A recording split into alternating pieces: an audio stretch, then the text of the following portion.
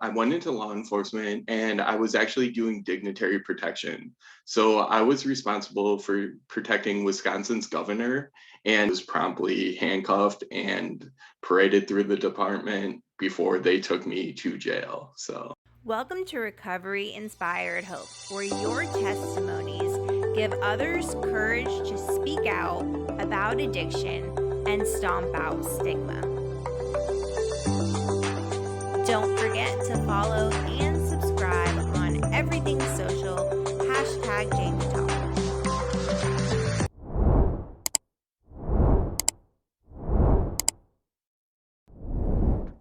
Welcome to Recovery Inspired Hope. I am so excited to have my friend Travis on the show today.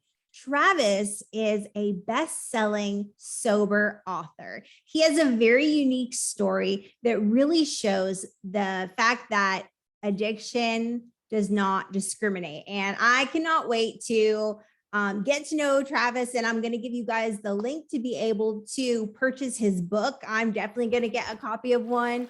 So Travis, thank you so much for coming on here, for your vulnerability, for your courage, for your boldness to come on here and share your story. Well, Jamie, thank you so much for having me. I'm glad we were able to connect. And like you said, I just want to share that addiction does not discriminate. And I can't wait to share my story with you and all your followers. So let's start kind of with like a general little like background, like growing up, because how old are you right now? Sure, I'm 38. Okay, well, you have great genes. I appreciate that. Thank you. So growing up, like your high school years and stuff like that, was there any like hint that maybe there could be any kind of like addiction issues? Did you party in high school? Like, what did it look like? So high school was tough for me. My dad was actually a high school principal. He wasn't my high school principal, but he was in the area, and he was a functioning alcoholic. So he came home after days at work and basically just started drinking. That was his standard. And that's kind of how he got through life. The problem was he was also verbally abusive and physically abusive when he drank. So my mom and my little brother had to deal with that, and we never knew like what kind of person we were going to get out of my dad. Was he going to be a happy drunk? Was he going to take it too far? Like, what extremes were we going to make? So it was very difficult growing up in a house like that because you were always walking on eggshells.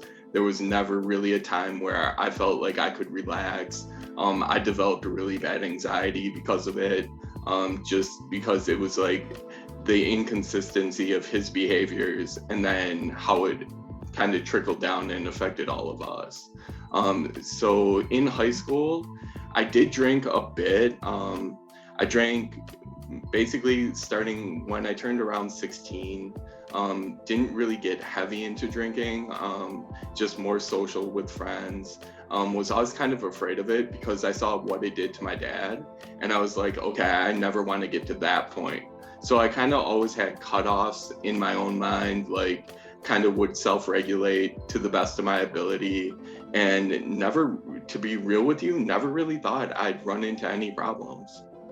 Yeah, I can definitely relate to you. I grew up actually in an alcoholic household as well. My father was, he worked 2-3 jobs, but he, was an alcoholic. And it was like, we never knew what we were going to come home to. Was I going to come home to daddy who wanted to watch scary movies with me and have fun? Or am I going to come home to, my mom getting dragged across the floor and, all the violence that went with it? And I think it's very interesting. Like, I do believe that addiction is like predisposed into your DNA.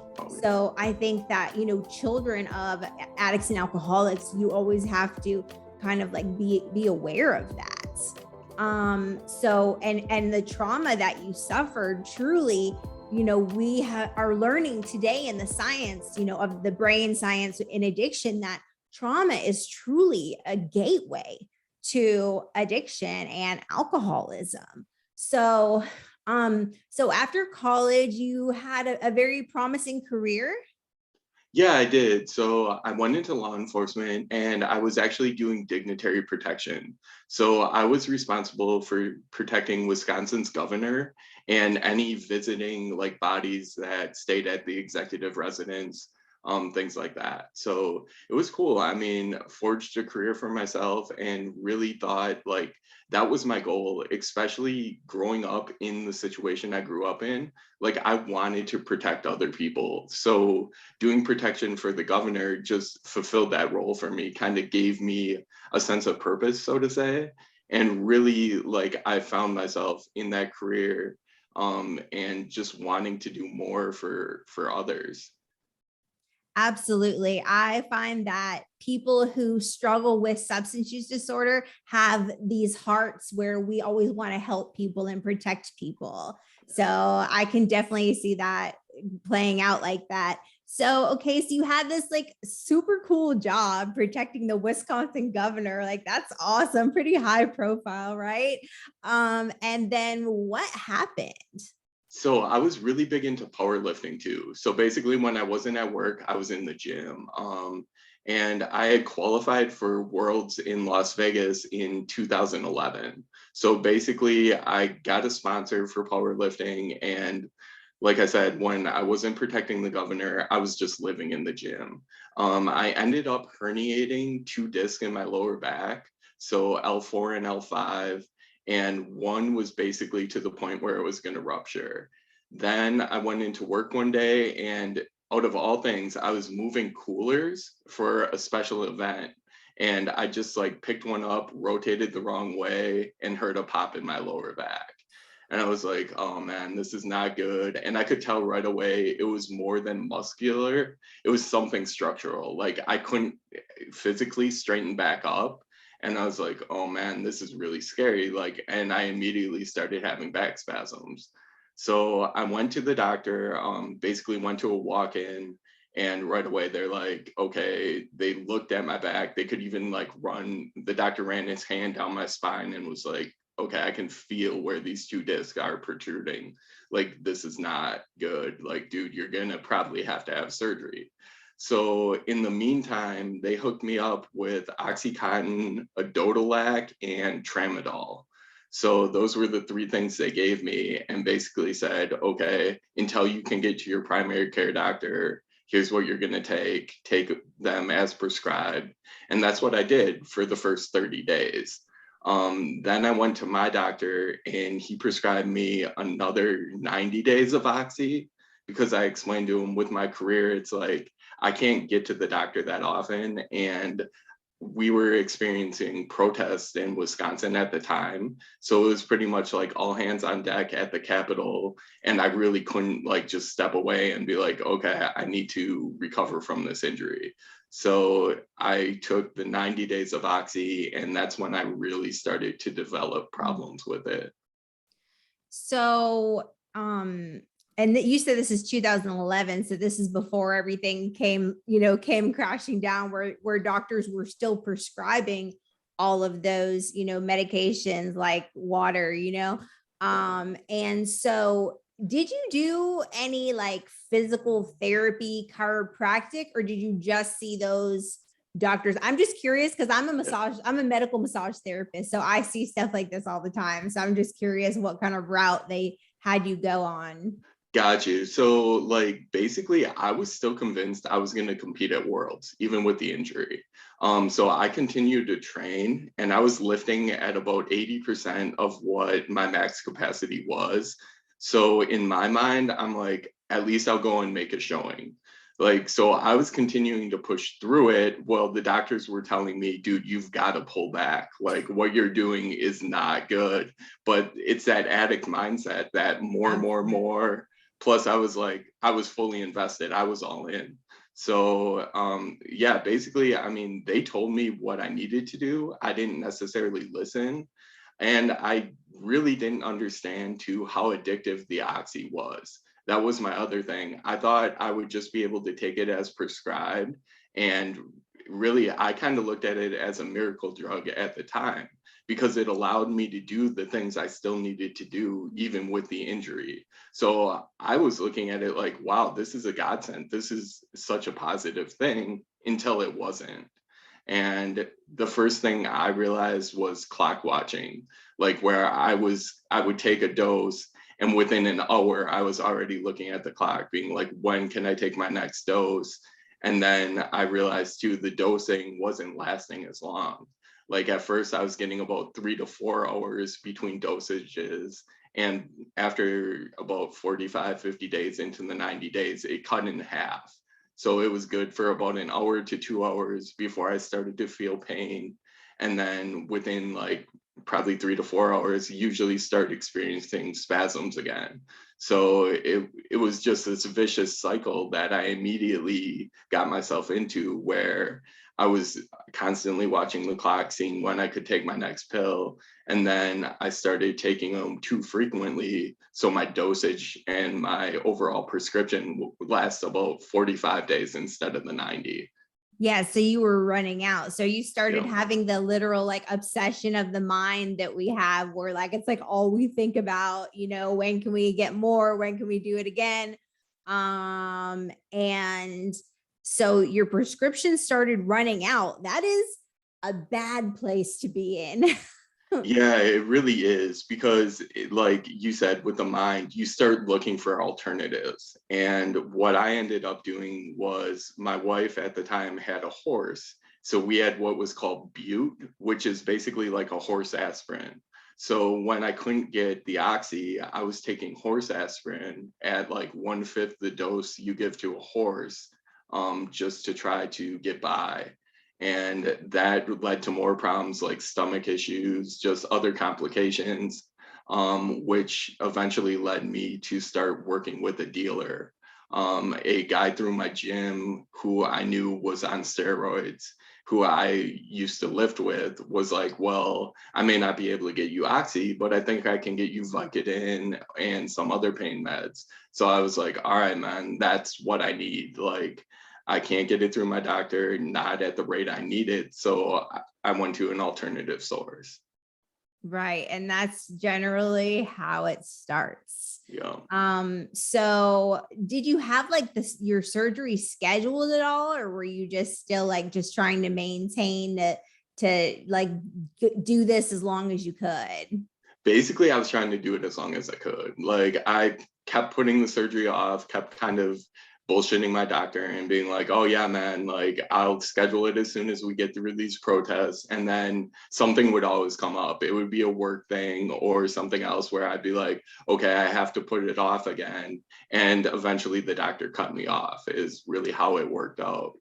So yeah, exactly. So then I relied solely on my dealer, who was getting some kind of veterinarian grade opioid out of Canada, is really what I ended up getting through him. So here I am getting like these non-coded pills that are just absolutely awful, but I'm willing to take them because it's a substitute. And it's like, even though they didn't work quite as well and I had to take a ridiculous amount, I was like, all right, this still allows me to function, so I can still get by. And eventually, I mean, that's kind of what my mindset became. Well, as long as I get by, as long as I show up, I'm good enough. And it really wasn't. So after that, did you ever go into looking at like harm reduction at all? I know harm reduction wasn't very popular in 2011, like methadone, Suboxone, Kratom, like all the things that they have today. Did you know anything about those drugs at all? No, not at all. Like, I just looked at it like, okay, this is kind of what I'm stuck with. Like, I had very limited resources. And then even alcohol, like, which was never a problem for me, started to become a problem because I began substituting with alcohol as well, especially at night. I would drink just so I could try to sleep and repeat the same vicious process the next day. So all of a sudden, a substance that wasn't an issue in my life became an issue. Mm. And it's like now I'm dealing with dual addiction from the pills and alcohol.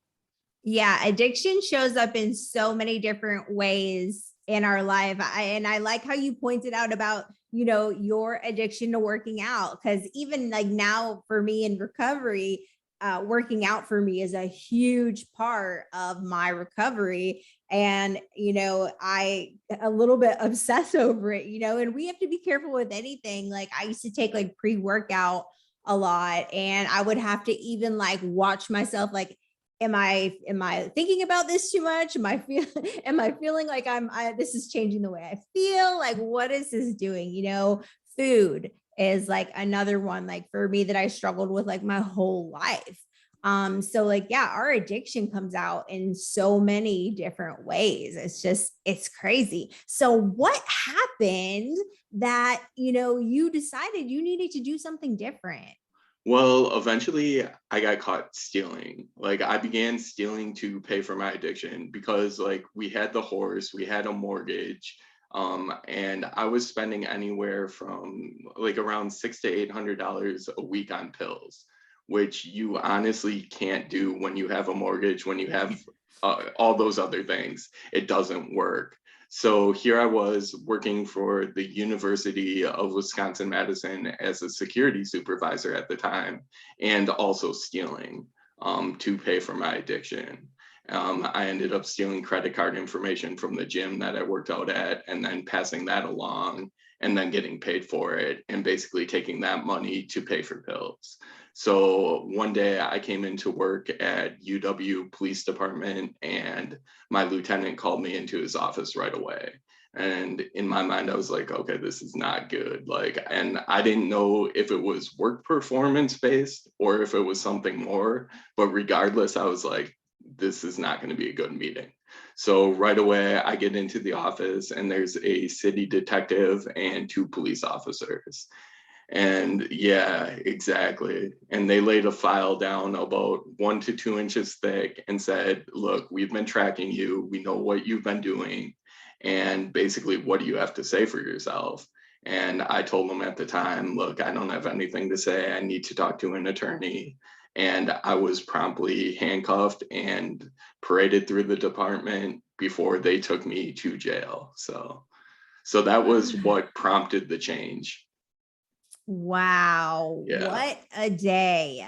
Oh right. my goodness. I can relate, like getting in trouble like that. I got busted in 2006 in a prostitution sting that got like televised by the Dateline guy, and they put me on the news for 3 days straight.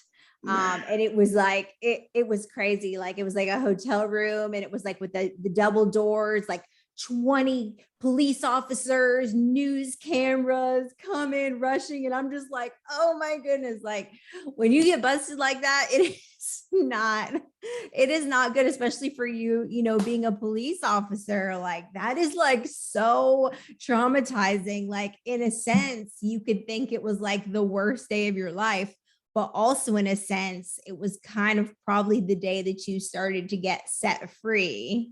Yeah, exactly. I mean, because I was locked in that cycle and really didn't know who or where to turn to for help. Like, I didn't trust going to my fellow officers because, especially once I started stealing, it was like when I was working with the dealer, I kind of looked at it like I had betrayed the badge. Like, the oath that I took, I was no longer fulfilling. And then my morals were so polar opposite of what they normally were, because all that I could think about was how am I going to get my pills? How am I going to be able to do this for another day? And it just became such an issue that it almost getting caught at some point almost felt like a relief, because it was like, all right, now I have to do something different. Either I have to make some kind of change because the life I was living is now blown up. It's a complete mess. And I needed to do something to kind of right that ship. And it's so tiring, like Oh, having to like every single day from the second you get up, how am I going to get more? As soon as you get some, okay, what am I going to do next? Who am I going to lie, cheat, steal, manipulate to get more? It's like, and all you're trying to do is survive. It's not even like you're getting high anymore, or like having fun. It's like just this torturous, miserable life. So did you detox in jail? Well, I did that time. So basically I detoxed in jail, which once again, awful experience. Like just one of those things you kind of put in your memory bank, like, okay, that's something I never want to do again. And so I did that, and actually got involved with an outpatient, and started going to counseling. That way I got a year sober, like, which was cool, but I really wasn't doing it for myself necessarily. Like I had a legal case pending, and then I was going through a divorce. Everything was still kind of falling apart. So I was 1 foot in, 1 foot out on recovery. I'm like, I know I need this in my life, but I'm not necessarily willing to embrace it yet. And then one night in 2013, I decided that it would be okay if I went out drinking. I'm like, as long as I don't use my drug of choice, I'm like, I should be okay. And that evening turned into my rock bottom, which was, so I went out drinking, had about 8, 9 Long Islands before, like between like midnight and like 2 o'clock. So got to the bar late and just basically had one mission, and that was get drunk, come home, try to get some sleep. And on my way home, I crashed my car into a curb. Yeah, so I was about a block and a half away from my house and was like blackout drunk, and decided, okay, I can walk the rest of the way home. I'll just leave the car, forget about it, get it the next day. But at first I was like, I'm going to be sick. So I ended up throwing up and urinating in a neighbor's lawn. And then when I was trying to walk, I stumbled, leaned up against a car to try to collect myself, set off a car alarm. So now I have a neighbor who lights come on. He comes outside. This dude is not happy at all. It's like 3:30 in the morning. He's yelling obscenities. I'm totally inebriated.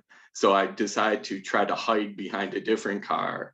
And you can't tell by talking to me, but I'm like 6 foot, run about 220 to 240. So I'm not a good guy to hide. Like I'm way too big for that. So dude sees me. I open up the car door, get in the car that I'm hiding by, and lock the doors. And he comes over, he's banging on the window, telling me to get the F out of the vehicle, etc. And I'm just like, no way, dude. Like I'm not about to. So then he seemed to calm down. So I was like, okay, I opened the car door. And according to the police report, when I got out, they said I lunged at him. I'm pretty sure I just took a drunken stumble, and he proceeded to beat me with a Maglite flashlight. I fractured my skull in 3 places, suffered a traumatic brain injury, and had air actually get into my brain cavity. So basically, fire, EMS were called, someone called 911. I was brought to one hospital where they said my wounds were too severe, they couldn't treat me. So then I was taken on emergency to a second hospital where I had to have 2 different surgeries, like one to repair my skull and then one to get the air out of my brain cavity. So, and it was just, that was it. That was basically the day I decided I'm done drinking, I'm done using. Like, I was in the hospital for about a day and a half, and then they came and they actually took me to jail because I was still on probation for the thefts. So I violated my probation by going out and drinking. So I literally had a day and a half to recover from brain surgery in jail. I mean, in the hospital before I went to jail. And then when I got to jail, they said I was not fit for general population, but they didn't have like a medical wing or anything. So they put me in solitary confinement. So I went right from the hospital to jail to solitary confinement, where I spent the next like 7 to 10 days recovering before they said I could join general population.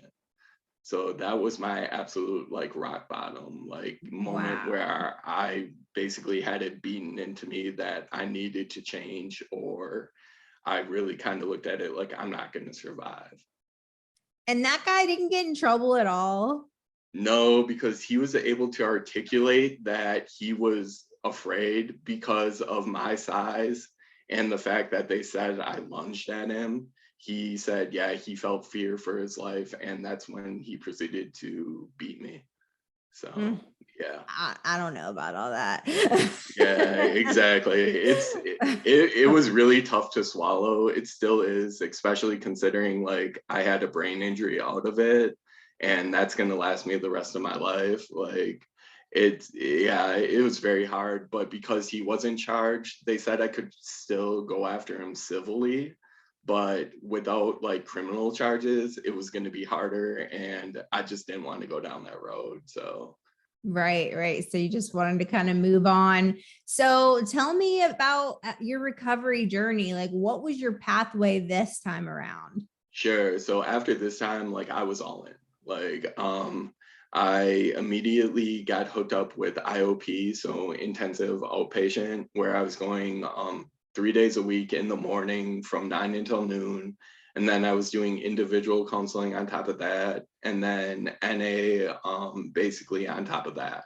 So like I did the 30 meetings in 30 days, like pretty much anything to kind of get myself on track and really involved in the recovery community. Um, After graduating IOP, I think I was in IOP for like 2.5 months. I stayed on as a recovery mentor and then like hosted sober events at my house, things like that. Just once again, anything to have recovery in my life and to be around people that were in recovery was the biggest key for me. I also, at that time, I had a dog named Karma, and I had ended up saving her, rescuing her from a drug house when I was in active addiction. So she basically became my ride or die. Like when everyone else kind of abandoned me, including like my ex-wife, like I still had the dog. So I used to take her on just ridiculously long walks and just tell on myself, be like, look, I'm having this craving today, or I really want to call my dealer. And like, she never talked back, but I was able to get this stuff off my chest and just kind of have that partner to lean on. And she turned out just to be an incredible animal and a great asset to me. That's super cool. We have some treatment centers out here in Athens where we have emotional support dogs. So I totally get that that could be so helpful and such like a super powerful tool in your recovery journey. And I like how you mentioned, so you were you a 12-step baby? I was, yes. Yeah, Same, definitely. same. Very cool. Yeah. And that's, Yeah. I mean, working the steps really just kind of helped provide more clarity and give me a roadmap to recovery is really what it did for me. Like it was like, all right, now I have something tangible, something I can start working toward. And once again, like I found purpose in that, which was huge for me because I felt like when I didn't have purpose in life, that's when I kind of strayed and would get myself into more trouble.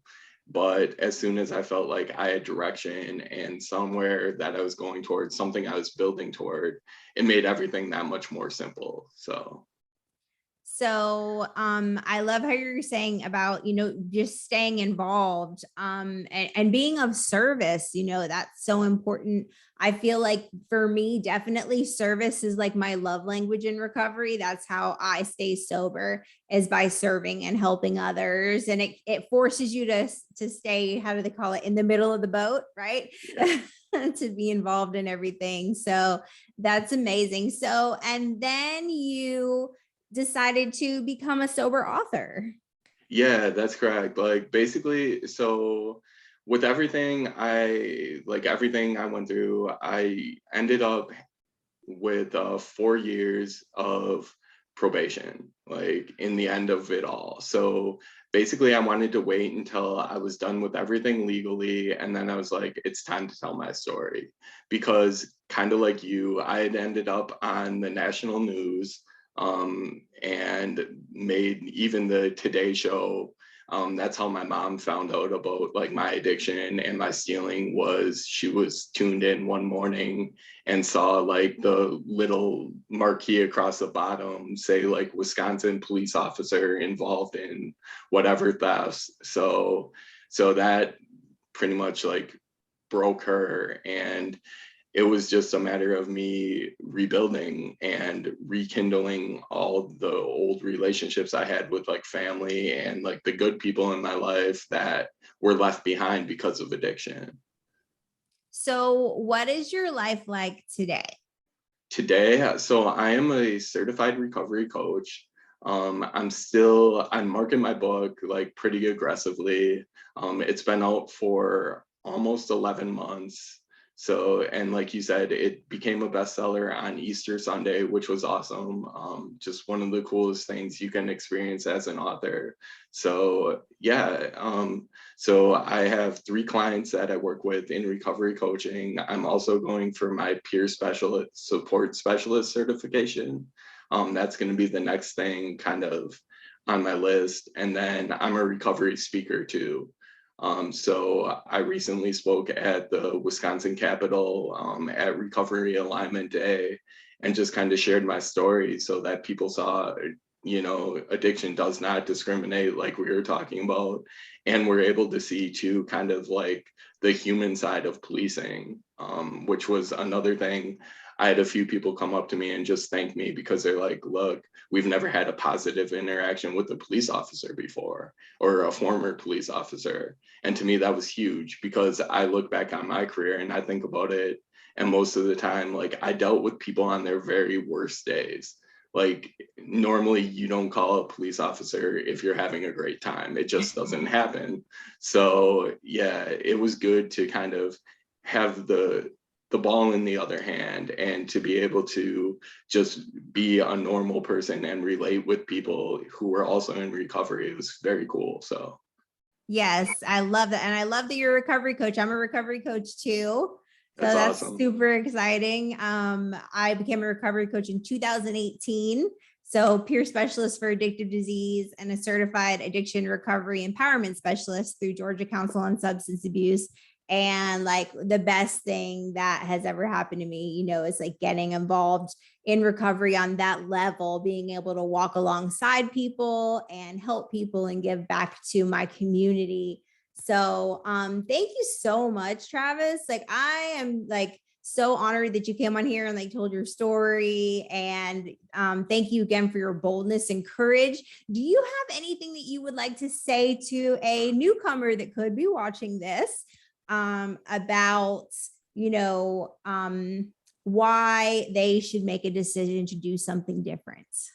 Sure. I think the biggest like advice that I share with newcomers is to kind of embrace the awkward because at times we're still learning about ourselves. We're still, especially our sober selves and kind of what it takes to make us tick and everything else. And sober events can be strange, like and foreign, especially at first.